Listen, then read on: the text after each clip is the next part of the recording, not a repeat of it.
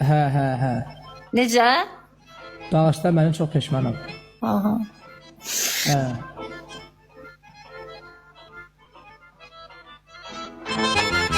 Mən nə qədər qoca olsam Çox sağ ol, çox sağ ol. Cavana, çörəyi yemərəm mən yavana, yaxşı demərəm mən yamana, qurban edərəm mən. Yaxşı. Bağışlamağına bağışlayıram. Allah bağışlayandır. Amma mən burada rasxod görmək istəyirəm. Mən burada əziyyət görmək istəyirəm.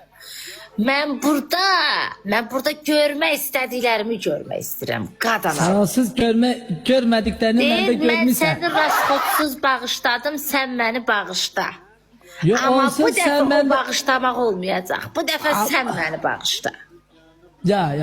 Onsuz sən görmədiklərini mən də görmüşsən, şübhəsi yox. Yəni sən